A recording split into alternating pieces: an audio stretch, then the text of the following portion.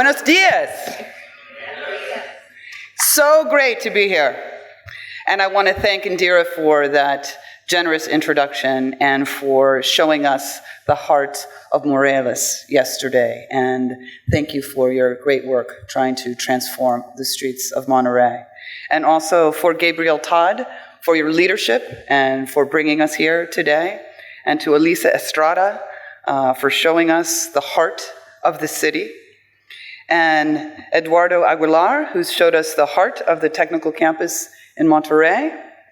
And a thank you to someone who's not here, Fernando Mais, but who's been so much the heart behind much of the work that I will talk about today.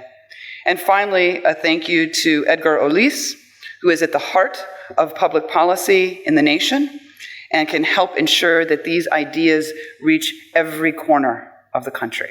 So thank you for your leadership. So it is great to be here to talk about street fight and street fights. And before I start, I want to recognize the 4,500 men and women at the New York City Department of Transportation who made the changes happen on the ground that I'm going to talk about today. They are true heroes. And one of those heroes is my colleague and co-conspirator, Seth Solomano, who is my co-author on Street Fight and was the man who actually was able to tell this story and so much behind persuading people about the power of these ideas. So I'm going to start with a question for all of you. What do you think of when you think of a street? This is a question I'm asking you. You have to respond. Cars, people, sidewalks, noise, trees, gray, accidents. Okay, well, I think that's right, because I think most people think of a scene like this. And streets are what make some cities great and some cities not so great. And for decades, our streets have been governed by this kind of dashboard view of the road. And leaders looked at streets like this and said, yep, everything's working just fine. But it wasn't always this way. Our streets used to be more like living rooms with lots of choices for getting around. This is Calle Juarez, 100 years ago.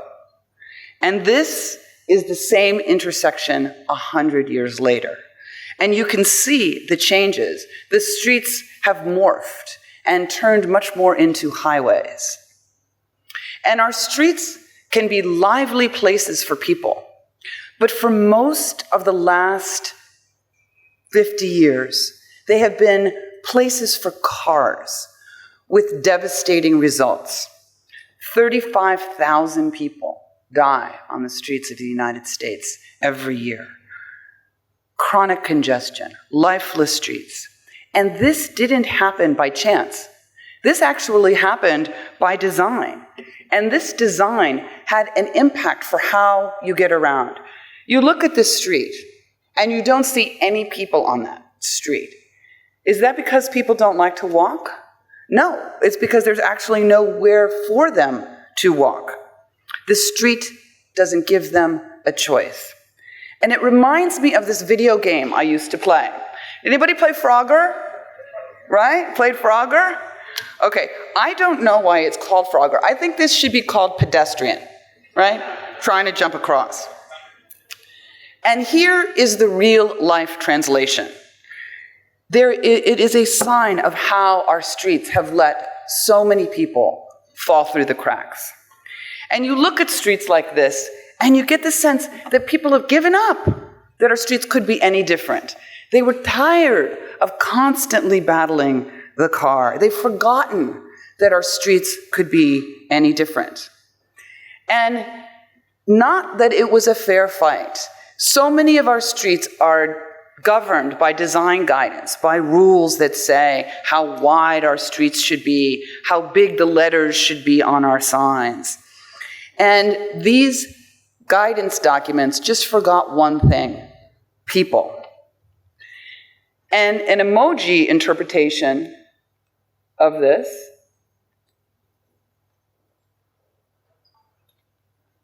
would look like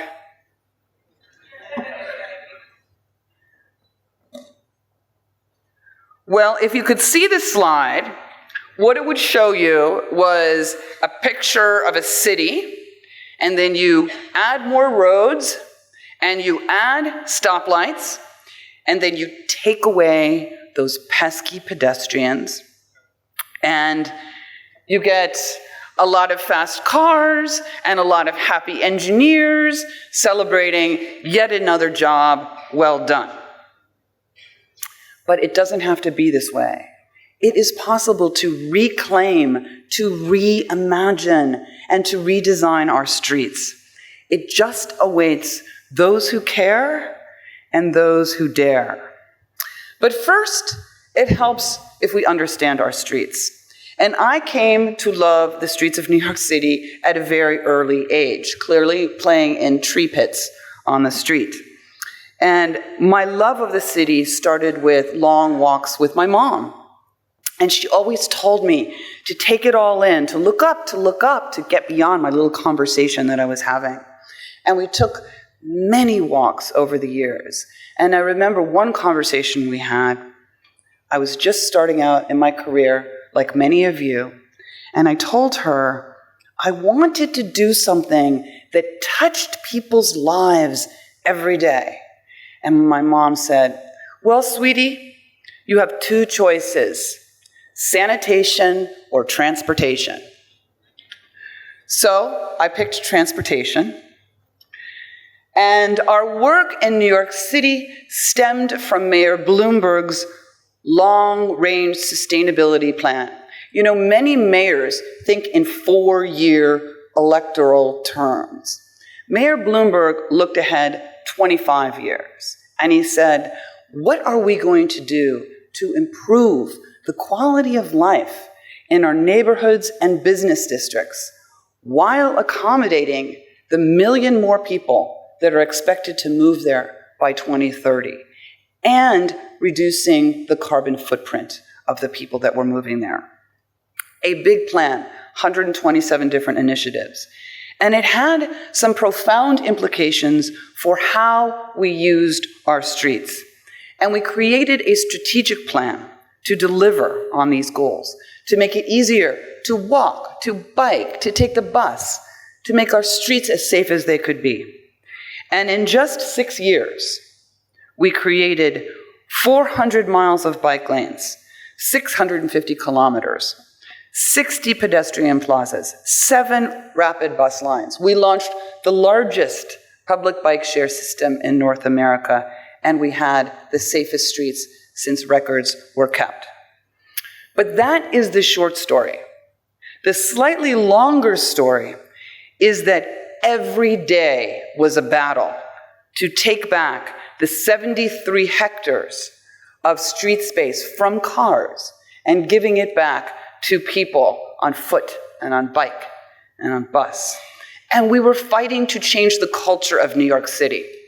You know, people used to say to me when I was making these changes, you know, New York, it's not Amsterdam. What are you doing, right? So you can see people saying like, you know, Monterrey, it's not New York. What are you doing, right? Well, that's not our culture. We drive. That's what we do, right? What are these crazy ideas, right?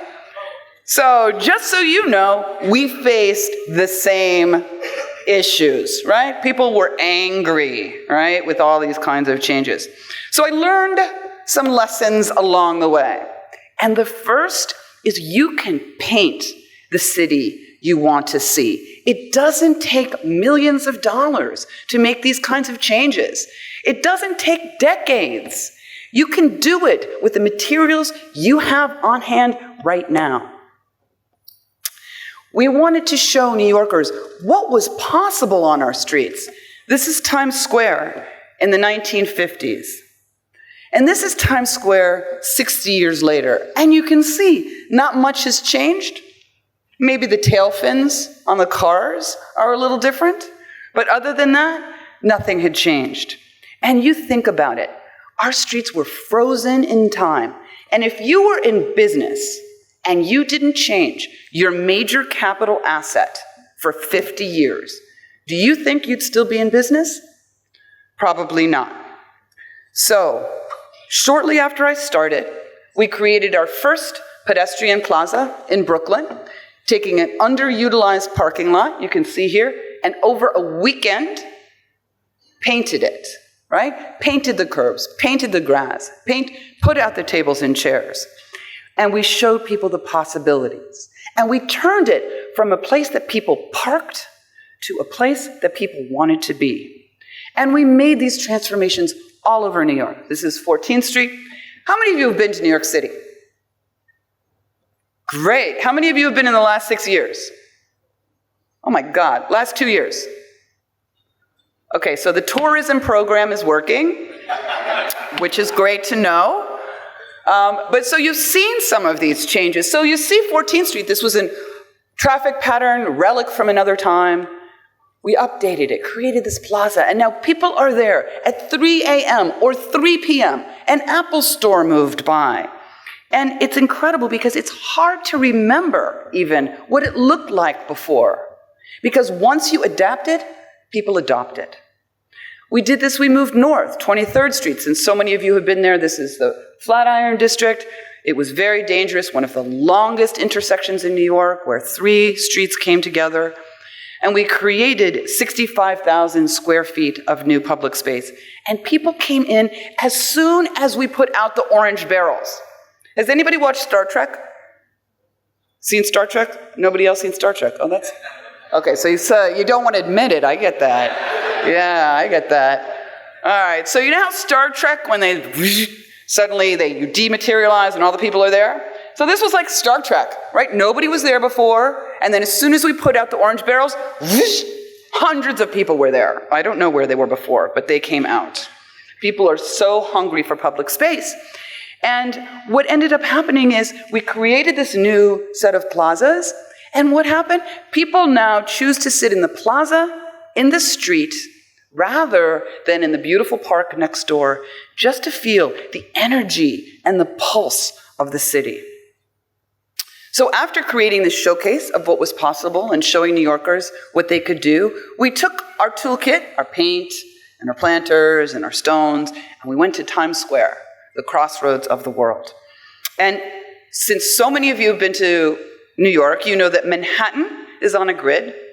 The streets go north, south, and east, west, and Broadway cuts through it at an angle. And it does great things, creates plazas where the streets cross, but it also creates these hot spots of congestion, right? And so, but people, it had been a place that was broken for so long. 350,000 people go through Times Square every day. 90% of the traffic was on foot, but people on foot only had 10% of the space. And it was a big problem. And what would happen is, like, you would all come to New York City with your friends and your family, and you'd walk hand in hand, going through Times Square, looking up at the billboards and the beautiful lights, and we would be behind you, right, trying to get by, because New Yorkers like to move around in a New York minute, right? So we'd start to vibrate, like, because we can't get behind you, like, we can't get out, you know, you're like moving in the way. And we jump into the street, and we get hit by cars. It was not good.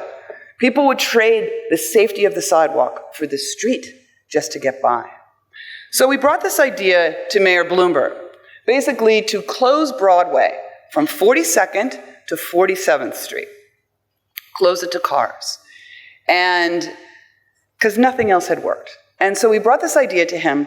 Now, remember, this is in the middle of his re-election campaign. So when I was presenting to the mayor and all of the deputy mayors, you know how that goes, all the deputy mayors are sitting around this big table, and the mayor asks all of his deputies, what do you think of this idea? Every single one of them goes. And as they comment, I get more and more and more upset because this is not looking like this is going to happen. And the mayor then turned to me and he said, you know, I don't ask my commissioners to do the right thing according to the political calendar. I ask my commissioners to do the right thing, period. And he shook my hand and he said, let's do it. Still gives me goosebumps. So we did it, and we did it as a pilot to try it, to see if it worked. And if it worked, we would keep it. And if it didn't work, we would put it back to the way that it was before. No harm, no foul, we'll just see. And doing it as a pilot, and this is really important, it really reduced the anxiety of businesses and local residents because they could see and touch and feel it and understand what it was about. And so,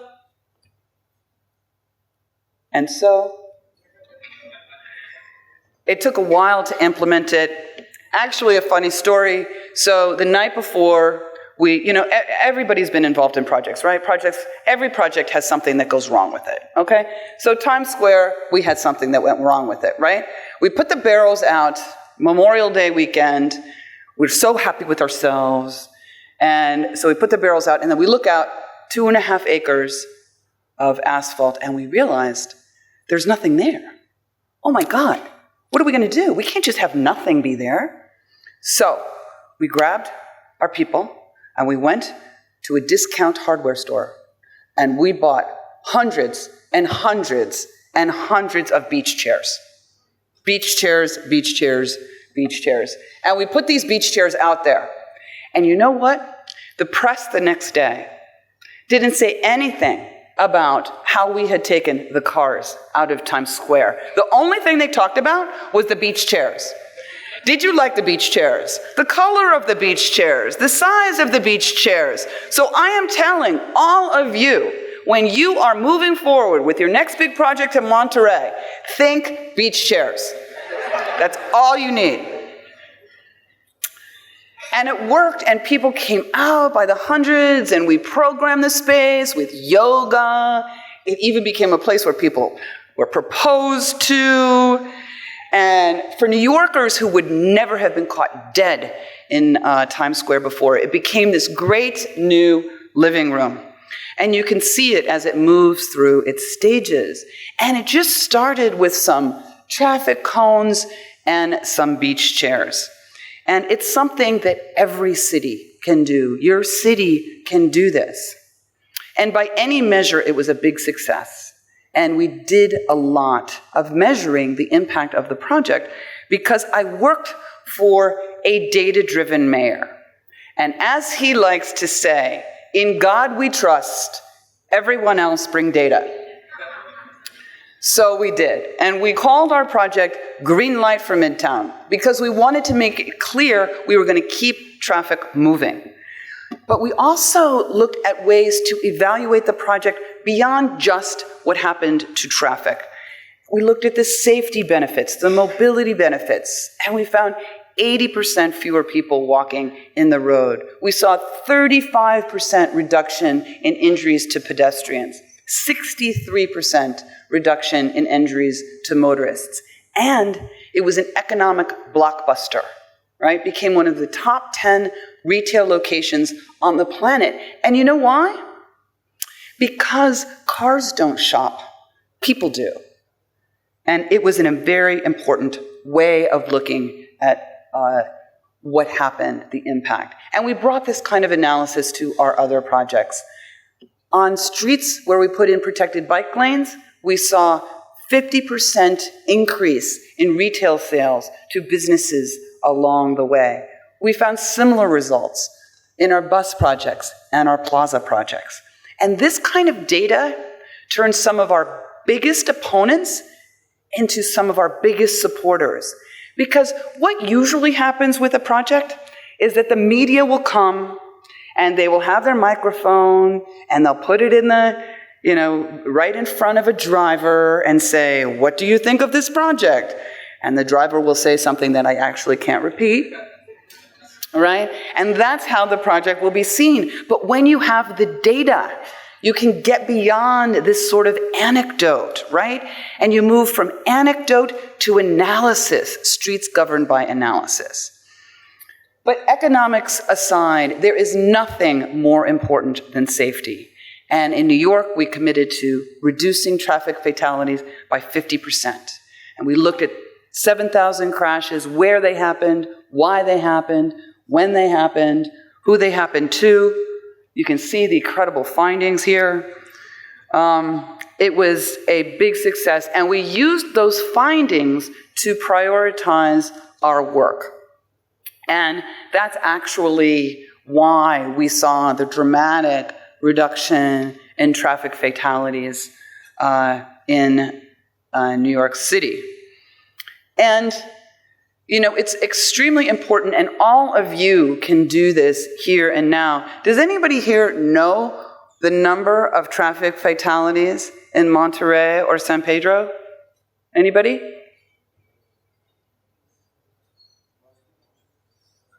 How many? Thousands. But that number, people don't generally know that number, right? And it's interesting because, you know, these traffic fatalities are a public health crisis, right? And when you think about it, it's the one thing we can fix, right? It's not like you're born with traffic violence, right? It's not something that you just had in your DNA. It's something that we can do something about. And yet too many people look at traffic fatalities and injuries as just life in the big city. That's just what happens when you live in a city, and it doesn't have to be that way. This is the number of people that die every year around the world from traffic fatalities. You're advancing? Okay, so I'm just going to go like this. One person dies in the world every 30 seconds from traffic fatalities. And it's a huge issue. And a big part of it is street design. And changing the hierarchy of our street can absolutely reduce the number of traffic fatalities. Which leads me to another point. No one has a patent on pavement. All of our cities face so many of the same challenges, and we don't have to reinvent the wheel. If you see something that you think will work on your street, try it out. So shortly after I started at New York City DOT, I actually went to Bogota to see some of the innovations in bus systems that they had implemented. And they took trips that used to take hours and made them into minutes. And this kind of program has been implemented all around the world. 206 cities have bus rapid transit systems. They carry 35 million passengers a day. And it was a great lesson for New York City. Why? New York City has the largest bus fleet in North America. And it has the slowest bus speeds. In fact, my chief engineer used to say to me that the only way to get across town was to be born there. Right? Which is not the mark of a world-class city. So we imported this concept of rapid bus onto the streets of New York. We move fast with painting the lanes, making it possible to pay before you get on the bus, making our signals recognize the bus and give them priority in the green lights. And we put in 7 lines in 6 years in all 5 boroughs. And it was great for riders, and it was great for ridership. And I also took a trip to Copenhagen. Has any of you been to Copenhagen?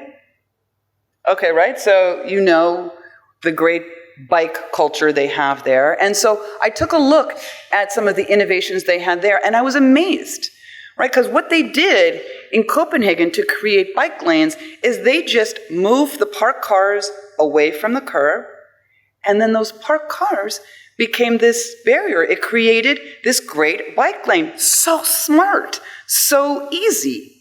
And so that's what we did in New York. I got back, went to 9th Avenue, we pulled the cars away from the curb, and parking and people traded places. And it was a great, easy way to get this infrastructure done. And we expanded this approach all across the city. This is the bike network in New York City in 2007, and this is it in 2013. And I love showing this because it just looks so easy. Just paint the lanes, no problem. And you're seeing an explosion in bike lanes and that infrastructure since then. 210 miles of protected bike lanes in 24 states and 53 cities. But it is not just about moving bikes. It's about moving people. And by following the footsteps of people, you can see the possibilities of your city hidden in plain sight. Whether it's the need for a mid-block crossing, you've been to New York City, this is on 51st Street between 6th and 7th, and they're long blocks, so people don't want to walk all the way to the end to cross the street. They kept walking across mid-block. And so we followed their footsteps and created 6.5 Avenue, kind of a little Harry Potter joke. But it really went a long way. Again, just follow the people, follow their footsteps. And you can see the need for a sidewalk right here in the Bronx. The trampled grass was sending a message about what the neighborhood needed. And by looking at where people are walking today, you can see the city of tomorrow. And following the people does not stop with street design. So after we had done these projects and programs, we turned them all into an application-based program. So communities could apply for a plaza. They could apply for a bike lane. They could apply for all of these programs. They could apply for sidewalk seating. They could apply for bike racks. They could apply for bike lanes. That change completely changed the relationship with government. Because instead of the New York City Department of Transportation going out to a community and saying, here's our bike lane, here's our bus lane, the community came to us and said, we want this. And that was a fundamental change. And we also looked at the concrete, asphalt, and steel in our city differently, as if it was a canvas for artists, right? Like this is a project in Brooklyn, and we brought new life to public places and new spaces, illuminating our infrastructure, like here on the Manhattan Bridge, and inviting communities to play their own part, like here with bike lane beautification.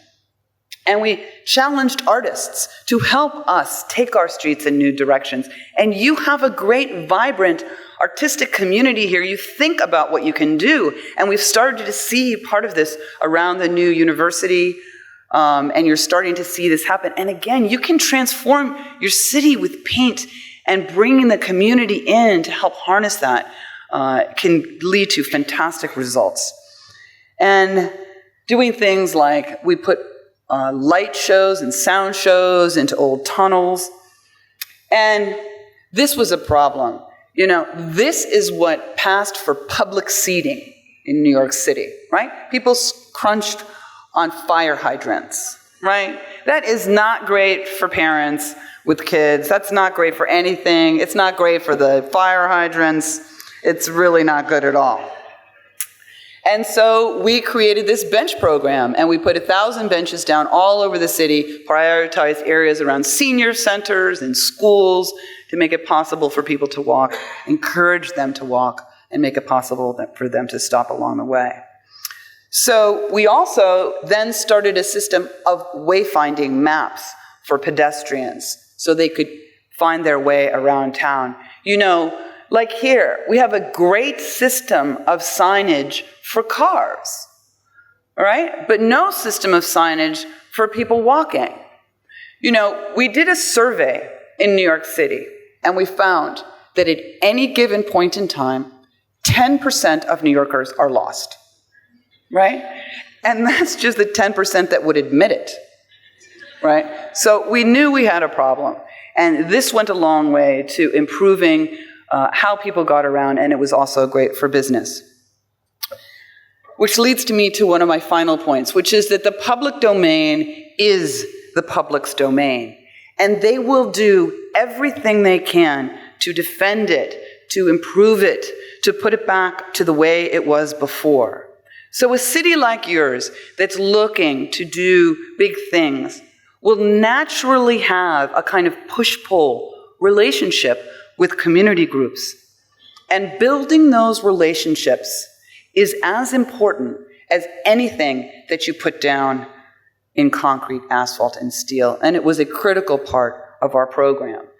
And the advocacy community, our legislative leaders, our council leaders, our advocates were part of a growing coalition of New Yorkers that were passionate about their streets and wanted to take them back, and pushing for safer streets and channeling their grief into action on the streets, in this case, lowering the speed limit. And groups here, like the BC Red Coalition, and many of the members are here. How many of you are here from an advocacy group or part of that? Raise your hands. Higher, higher. Well, you deserve a great round of applause, because that's some of the hardest work of all, right? Making the case and standing up there and going up to legislators, the council, at the state level, at the national level, and saying, we need to change, right? So, but that change can be hard. There are bumps along the road, and it wasn't always easy. And the peak of this pushback came on this street right here. Now, I have a present for anybody that knows the name of this street. What is the name of the street? Ooh, raise your hand. Excellent. Okay, Seth, present goes to you. Okay. So you know Prospect Park West. This road was dangerous. It was a speedway. It was almost like a jetway tarmac, right? An invitation for cars to take off. And so that's what they did. They sped, and cyclists were terrified, so they rode on the sidewalk. So the community asked us to fix it, and they asked us to put in a two-way bike lane, protected bike lane. So that's what we did. And what we found, cycling tripled, speeding went down 75%, nobody's riding on the sidewalk anymore. All good, right? Not so much. We found that when you push the status quo and you challenge it, it pushes back. And so these people came out to protest against our work, saying somehow the slower speeds made the street less safe. I love my favorite one, "Don't be conned" by Sadik-Khan. I thought that was so clever, right? They're so clever in New York, you know? And the newspapers also got carried away. One Brooklyn newspaper said that this was the most contested strip of concrete outside the Gaza Strip. Right? For this? I mean, who would want to live next to something like that, right? So threatening. So this changes actually led to this full-blown bike lash. You know, if I've made any of this seem easy, like, oh, you just do this, you do this, and you do this, and it's just fine. Nuh-uh. It's hard, and I recognize it's hard. And so it's a struggle. And it's a real part of this bike lash is making changes that make streets safer instead of leaving them in their dangerous status quo state, right? And that's hard to get your head around. And it's not just a New York phenomenon. You know, when you see headlines like this, that this is the symptoms of a kind of backlash. But you need to stand your ground and make decisions not based on the press, but based on policy. And when we launched our City Bike program, which is now 12,000 bikes, 40 million rides have been taken on it, we knew it would be popular, but we also knew that we would be criticized along the way. And a local magazine analyzed why City Bike elicited such strong reactions among New Yorkers. That New Yorkers didn't like anything healthy. New Yorkers didn't like anything environmental. New Yorkers didn't like anything that involved sharing, or anything that was vaguely French. That was my favorite. Vaguely French. Right? Yeah. So the tipping point came in this video from the Wall Street Journal. This editorial board member She got up, she said that we were bike crazed, and that she represented the majority of New Yorkers who were opposed to the bikes, and the bikes begrimed the city. And she also said the advocates were part of this all-powerful bike lobby that was working hand in hand with this totalitarian mayor. And my hero, Jon Stewart, told it like it is. Just fucking bikes, lady, right? And I think backlash is a sign that you are doing something right. It is what happens when you challenge the status quo. And today, a typical rider is much more like the guy on the right than the kind of Mad Max messenger on the left, right? And it's a major step. People using bikes for errands, for commuting, for getting married. And despite the headlines, people are so far ahead of the press and the politicians when it comes to making better streets. At the end, the last poll taken at the end of the Bloomberg administration, right? This is car-centric New York at the beginning, right? Where everybody was like, you're doing crazy stuff. And by the end, last poll taken, 73% of New Yorkers supported the bike share. 72% supported the public plazas.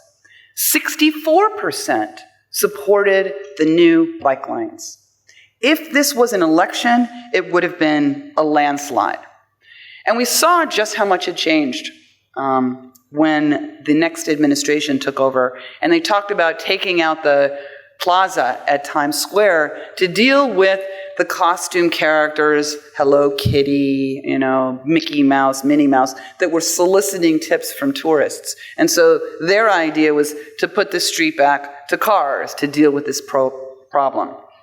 And let's just say it did not go over well. New Yorkers came out in droves defending the plazas. And it's so interesting because 7 years previously, New Yorkers were so opposed to taking the cars out of Times Square. And 7 years later, few could imagine putting them back. It was a new status quo. And today, this new status quo is reflected in a series of new street design guides that have really unleashed innovation across the country. And you know why? It's because those old design guidance documents I showed you about, they were for another era. But people were scared to try new things because they weren't in the book. So we wrote a series of new books for them that got beyond the concerns about legal liability or the loss of federal funding.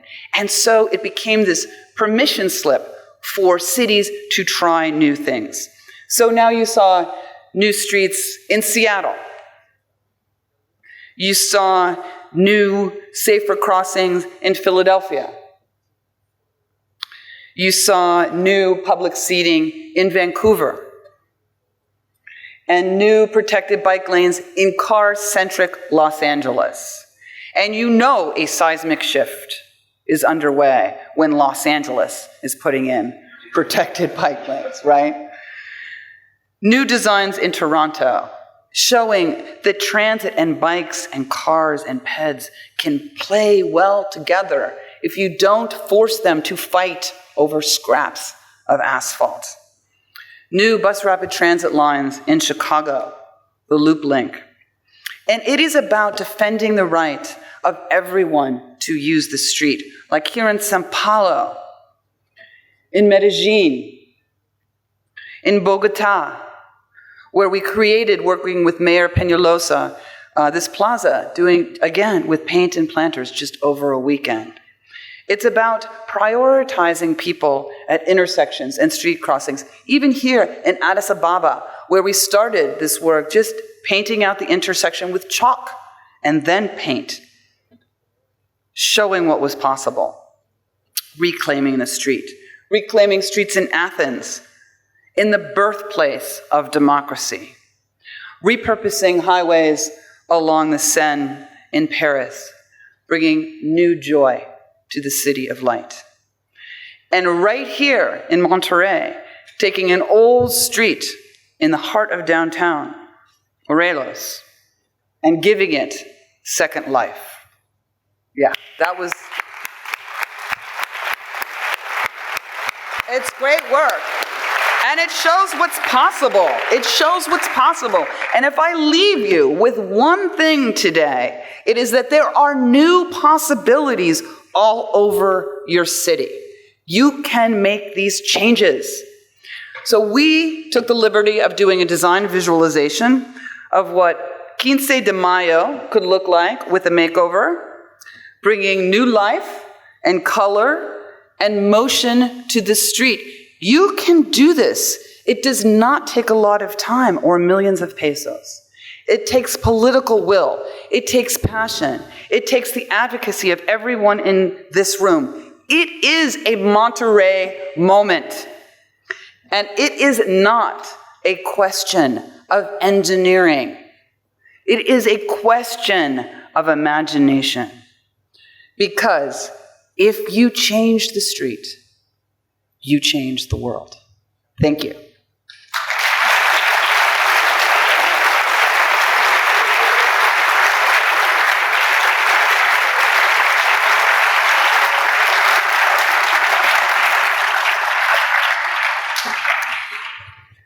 Mira, me voy a tener que retirar, pero Gabriel me dijo hace aproximadamente 2 meses y medio, cuando ya mi hermano había fallecido, me dijo, ¿y qué vamos a hacer?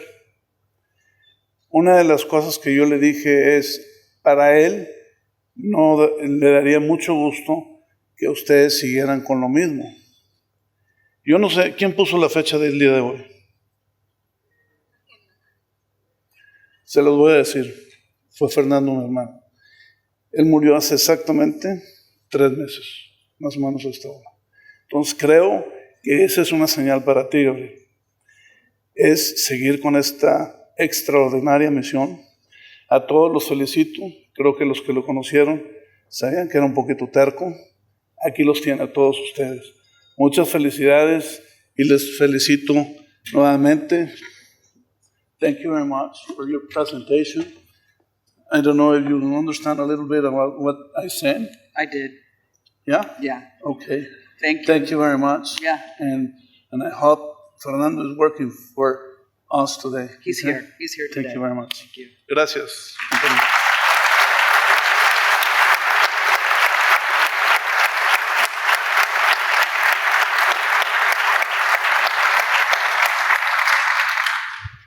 Tenemos mucho trabajo. Ahora sí, si alguien tiene alguna pregunta. Allá. No questions? All the answers were clear? Excellent. Hi. Oh, one question. Yeah. So thank you. This was very motivational and just motivational. Thank you. But here's, I like to get into the more uncomfortable aspects of the day-to-day that you had to go through. One of the main hubs in Monterrey is the municipality of San Pedro. Mm-hmm. And in San Pedro recently, there's been a lot of interventions to streets to set up more pedestrian infrastructure. And of course, that's brought out the crowds of not in my backyard and not on my watch and people like that. But among the more sophisticated critics are people who point out things that are irrefutable. Among those things that they point out are, one, a lot of these areas don't have evidence of existing pedestrian demand, or not a lot of it. So I know there's induced demand, but I don't know if the bulk of demand can be induced, so that's one concern. The other is, a lot of these areas don't have access to adequate public transportation. Mm-hmm. And third, they don't have the density that would really justify that being brought in or incentivize it. And to make matters even worse, we don't see significant change in the state law and municipal regulation that holds back that density. Mm-hmm. So stop there, because that's enough questions. No, I'm okay, gonna that's bring like 5 questions. No, in one. I'm gonna turn it into one. So thanks for bearing with me. Is in that situation, it's very easy for detractors to rally and recruit and shoot projects down. And we've had failed bike lanes, and we've had failed pedestrian infrastructure and things like that. So I guess my question is, this isn't so much of a chicken or egg thing, like what should come first, density or infrastructure for pedestrians. It's more like a vacuum where we have one element, but we're missing all the others to bring it all together. So is there a way to do this wrong? And are we killing the dream for lack of patience or poor execution? Because we want this to happen. That's good. Okay, that's good. I got it. Thank you. It's a very good and sophisticated question. The first thing I would say is that you get what you design for, okay? So if you design a street for cars and that's the only way you get around, that's what you get. You get streets filled with cars. And that's what you're going to continue to get unless you change. And San Pedro is growing, right? Are you going to continue to accommodate this growth with more and more and more cars, right? You turn into a situation where you're like in Houston or Dallas, some of your neighbors actually, right? That are caught in a sea of brake lights, right? Because they kept adding more roads. That's what they did, right? It's almost like, trying to solve obesity by loosening your belt, right? It doesn't work. You build more roads, you get more cars. There's 50 years of experience showing that that's the result. So to change that, you need to redesign the street so that it accommodates other ways of getting around safely and attractively. And one of the first things, it's interesting because even in New York, when we first launched Plan YC, which was this sort of umbrella strategy for how we were going to make the city more sustainable, making it easier to bike and walk and take the bus.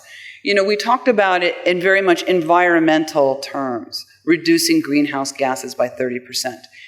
And then we hit a moment where the economy collapsed, right?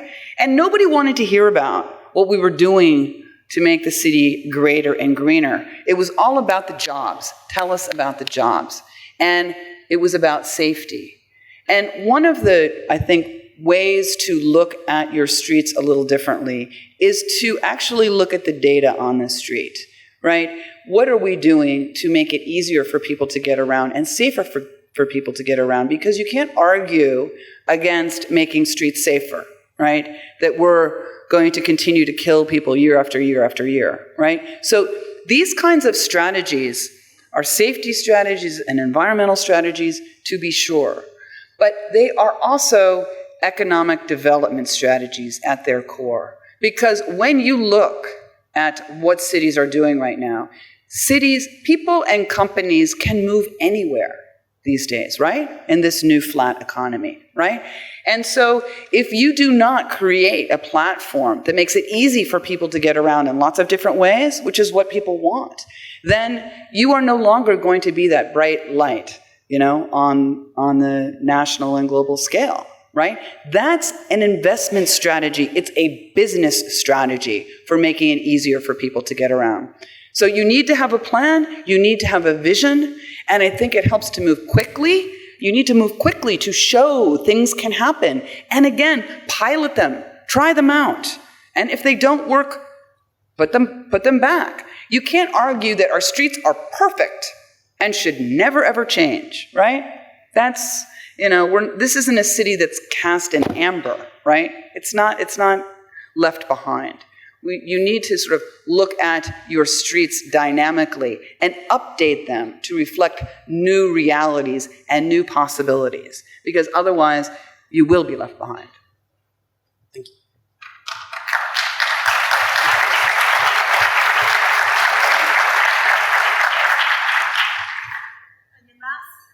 I do. Bueno, una pregunta, Janette, muchas gracias. Sobre el tema del estacionamiento. En la ciudad ha sido un tema muy comentado, tanto el que se ha pedido a los legisladores, muchos ciudadanos, que se incrementen los cajones de estacionamiento en la normatividad, y por otro lado, que sea gratuito en centros comerciales, en distintos puntos. ¿Cuál es tu opinión en materia de proveer estacionamiento y que sea gratuito? Mm-hmm. Well, parking is like putting your finger on the third rail, always, right? It's one of the most controversial things you can do. When you take away a parking space from someone, it is like taking away their firstborn child, right? All of our battles were about parking, okay? And so a couple things that we did was that in many instances, the regulations for parking have not changed in 50 years. And yet the demands on the businesses have changed. So you can actually work with local businesses and residents to update the regulations, delivery hours, the timing, and look at using your streets differently at different times of the day. Our streets don't have to be used the same way all the time. We get this idea that our streets, that this is just how they work, right? They can work different in the morning and different in the afternoon. And so one thing to do is to update those regulations. And we went door to door with every resident and every business on the changes that we made when we took away parking, and explained why we were doing it and what we were doing it, and also looked for ways to accommodate parking in other parts of neighborhoods and community districts. And so that went a long way to kind of reducing the anxiety. It didn't completely go away. You know, people are still going to be, you know, you're going to have to pry their dead hands off the steering wheel or their parking space. That's just how it is. But you have to be strong and stand up, and because you're talking about moving more than just one car, right? You're talking about if it's a bike lane or a bus lane or making it easier to cross the street, you're talking about either people's lives or better ways of getting around and improving the economic viability and the mobility of this city for everyone. Okay, thank you.